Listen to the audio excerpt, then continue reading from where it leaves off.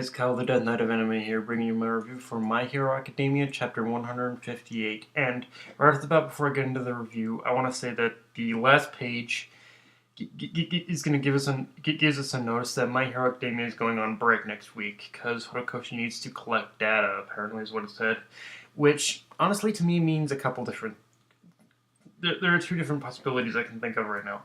The first thing, for a reason for this, is that the first thing is I do wonder if this chapter was released in a rush, almost like he didn't have enough time to plan how the next chapter was going to go, or on the other hand, maybe it's something having to do with the sales of the sales rankings of his manga.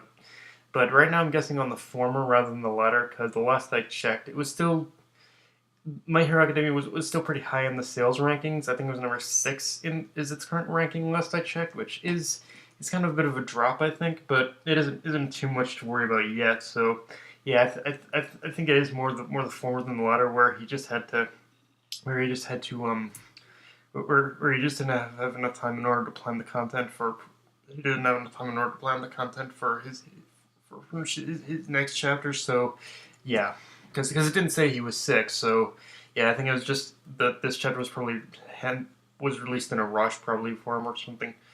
But yeah, let's get into the review now. So I feel that this chapter proved one of the strengths of My Hero Academia, which is showcasing that there can be a noble cause even behind the most villainous of activities. We started to see this with Stain when he was killing heroes he deemed to be fake and who weren't true heroes like All Might. And now Overhaul, because the way he was talking and the way it was presented, it really looked like he genuinely with Eri at his disposal, he wanted to return to a world. He wanted to return the world to how it used to be without quirks, and that is the basis for what he wanted to get done. And I can't really say he's in the wrong with an idea like that, because when you think about it, quirks are basically the driving force that created this whole system of heroes and villains, and that whole disconnect and that whole discrimination of well, these are the heroes, these are the villains. And I'm sure that getting rid of quirks wouldn't completely solve the problem of crime. Like, I'm sure that even beyond even getting rid of quirks wouldn't completely solve everything. Like, there would still be there would still be criminals and whatnot out there. But the thing we have to keep in mind is that without quirks, I think it would, well, it wouldn't completely solve the problem of crime. I think it would be a stepping stone to make sure that a megalomaniac the megalomaniac power junkies like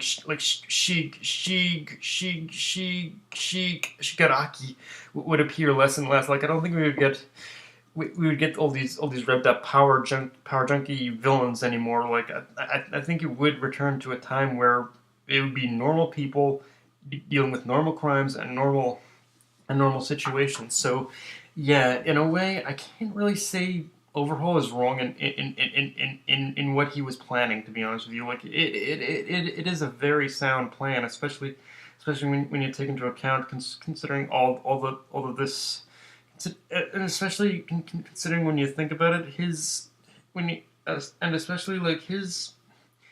And even more so, when you really think about his ideals, that definitely have a lot more stains a lot more stains ideals than what Shigaraki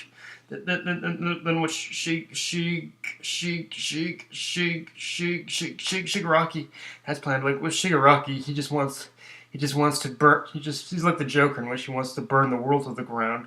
And he's just using Stain's ideals in order to kind of gain people to his side in order to achieve that. But with Overhaul, he definitely wants change.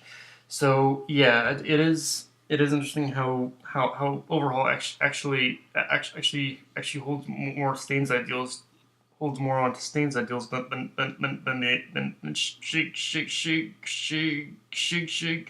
Shigaraki does. So yeah, and in a way, with Overhaul, it really is sad because all he wanted to do was repay his benefactor, the boss of the Yakuza, for giving him a home.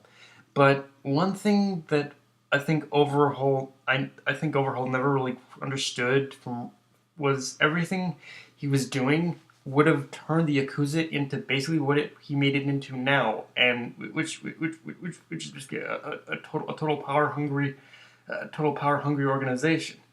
And the boss of the Yakuza, he never wanted the Yakuza to be an organization that craved power, and he never wanted the Yakuza to be an organization that craved power and status. All he wanted to do was all he wanted the Yakuza to be was a safe haven for people who were abandoned by society to call home. Because this and that in a way is really is sad. Really, that does like what really is sad when you look at the current state of affairs. Like if this society didn't exist, then I don't think the boss of Yakuza would have even made it. So that would have even made it in the sense that wouldn't even made it in the sense of that I don't think the boss of Yakuza would have even needed to make the Yakuza itself a place for basically all those seeking a home to be.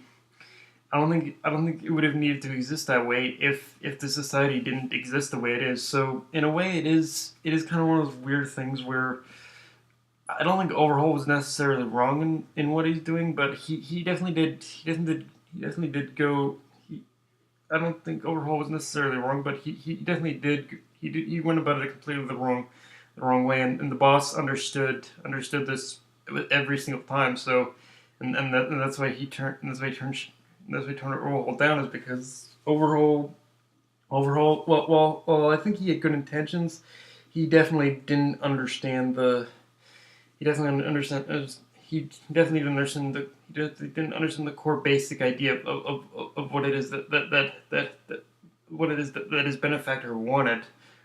So yeah, it's an interesting how there's the differing ideals between the two of them, and how they had different they probably did almost, well, they wanted to think on the same wavelength, they were completely different apart. So yeah, it really is a shame in that sense. Like Overhaul, he lived in order to serve this man who gave him a home, but in the end, they just didn't understand each other.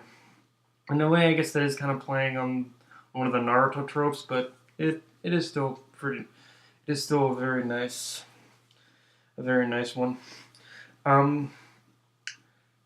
And judging from the way the last page was done, I think it's safe to say at this point that Night Eye's future about Izuku really has been debunked, and it looks like Night Eye himself is willing to finally accept Izuku as All Might's successor, but it will probably be one of those things where he accepts Izuku, but also hides it under the guise of you definitely need more training, so I'm going to be the person to help in order to help you out and control your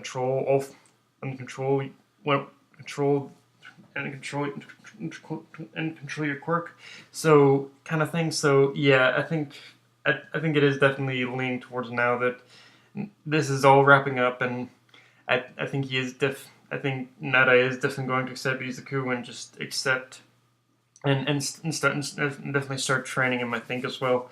So yeah, it should. So yeah, I think it should be interesting how things definitely play out from here for sure. But yeah, guys, that's all I have for this review. If you enjoyed the video, like, comment, subscribe, or follow me on Twitter and Facebook. Death Knight of Anime, signing off. Later, guys.